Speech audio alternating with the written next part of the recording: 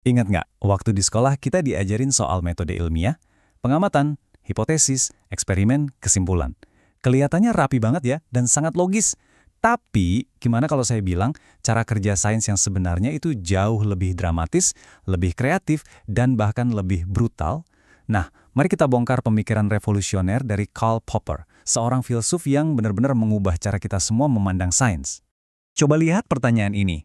Mungkin kedengarannya agak konyol ya. Jelas dong, sains kan kerjanya membuktikan teori. Tujuan utamanya kan emang itu kan, kumpulin bukti sebanyak-banyaknya buat nunjukin teori itu benar. Nah, siap-siap ya. Karena menurut Popper, jawabannya itu tegas, tidak. Sama sekali bukan itu. Justru kebalikannya. Sains itu maju dengan cara mencoba menghancurkan teorinya sendiri. Oke, untuk ngerti kenapa ide Popper ini revolusioner banget, kita harus kenalan dulu sama musuh utamanya, metode induksi. Selama ratusan tahun loh, metode inilah yang dianggap jadi tulang punggung sains. Pokoknya ini cara resminya. Idenya simpel aja sih, kita membangun sebuah teori yang besar dan umum dari serangkaian pengamatan-pengamatan kecil yang spesifik. Jadi apa sih induksi itu sebenarnya? Ya, ini proses di mana kita bergerak dari hal-hal yang khusus yang kita lihat satu persatu ke sebuah kesimpulan yang umum. Contohnya gini deh, kamu nyobain satu mangga dari pohon, rasanya manis. Oke. Coba lagi satu, manis juga. Coba lagi sampai 10 biji, semuanya manis. Akhirnya kamu bikin kesimpulan, wah kayaknya semua mangga dari pohon ini manis nih. Logis banget kan kedengarannya? Nah, ini nih contoh paling klasiknya. Bayangin kamu pergi ke taman terus lihat angsa, warnanya putih. Besoknya lihat lagi, putih lagi. Kamu terus-terusan amatin, 1, 2, 100, bahkan sampai 1000 angsa kamu lihat dan semuanya putih. Kesimpulan yang ditarik secara induktif, jelas semua angsa itu warnanya putih. Kelihatannya kokoh banget kan kesimpulan ini? Nah, disinilah Popper datang. Dan dia nggak main-main. Dia langsung meruntuhkan semua argumen itu. Dia nunjukin kalau fondasi logika induksi ini sebenarnya rapuh banget. Kelihatannya kuat, tapi ada celah yang fatal di dalamnya. Ini dia masalah utamanya. Kamu bisa aja habisin seumur hidup kamu ngamatin jutaan angsa putih, tapi itu nggak akan pernah bisa membuktikan secara absolut kalau semua angsa itu putih. Kenapa? Ya karena cuma butuh satu. Sekali aja kamu lihat angsa hitam, dan boom! Seluruh teori semua angsa berwarna putih langsung runtuh seketika. Satu pengamatan yang membantah itu jauh lebih kuat daripada jutaan pengamatan yang mendukung. Dan Popper ini bukan orang pertama loh yang sadar soal ini.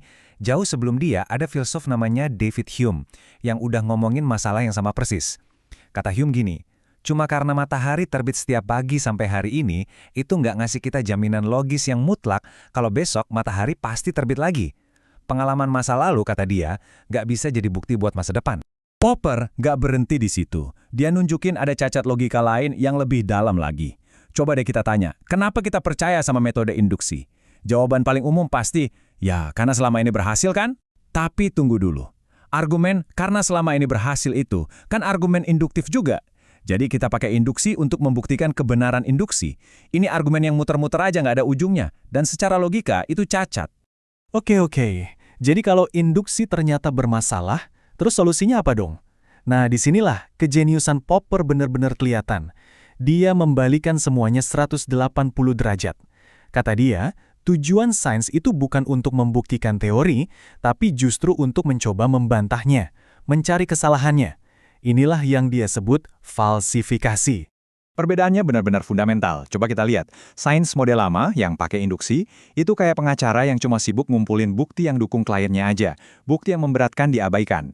Kalau sains versinya Popper, itu kayak detektif hebat yang justru fokus nyari satu bukti, satu aja, yang bisa mematahkan seluruh kasusnya. Tujuannya bukan bangun menara bukti, tapi justru ngetes menara itu, digoyang sekuat-kuatnya buat lihat apa dia bakal roboh. Jadi, di dunianya Popper, nggak ada tuh istilah teori yang terbukti benar. Lupakan kata-kata itu. Gantinya, teori yang udah lolos dari berbagai macam ujian kejam untuk membantahnya, itu kita sebut corroborated, atau dikuatkan. Anggap aja ini kayak gelar kehormatan, tapi sifatnya sementara. Artinya, teori ini adalah yang paling tangguh yang kita punya saat ini. Bukan karena dia terbukti benar, tapi karena sampai detik ini, dia belum terbukti salah. Konsep falsifikasi ini juga ngasih kita satu alat yang super penting, sebuah garis pemisah, garis demarkasi. Menurut Popper, yang ngebedain antara sains sejati sama pseudoscience atau ilmu semu, ya ini, falsifikabilitas, kemampuan untuk disalahkan. Sebuah teori itu baru bisa disebut ilmiah kalau dia berani bikin prediksi yang beresiko. Prediksi yang bisa diuji dan ada kemungkinan salahnya. Sebaliknya, kalau ada teori yang dirancang sedemikian rupa, sehingga nggak mungkin bisa disalahkan, apapun yang terjadi, nah itu bukan sains. Oke, jadi kita udah setuju ya, sains itu tugasnya menguji teori secara brutal. Tapi, pertanyaannya, dari mana datangnya teori-teori hebat yang layak diuji itu? Kalau bukan cuma dari ngumpulin data, terus dari mana dong? Nah, disinilah Popper, yang konon terinspirasi dari sahabatnya Albert Einstein, memperkenalkan bahan rahasia dalam sains, imajinasi kreatif.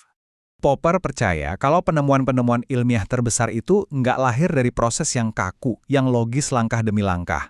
Sebaliknya, kata dia, setiap penemuan itu mengandung unsur irasional. Ada percikan intuisi kreatif di dalamnya, sebuah lompatan imajinasi yang kalau dilihat-lihat hampir nggak masuk akal pada awalnya. Tapi ini bukan berarti imajinasi liar tanpa arah ya.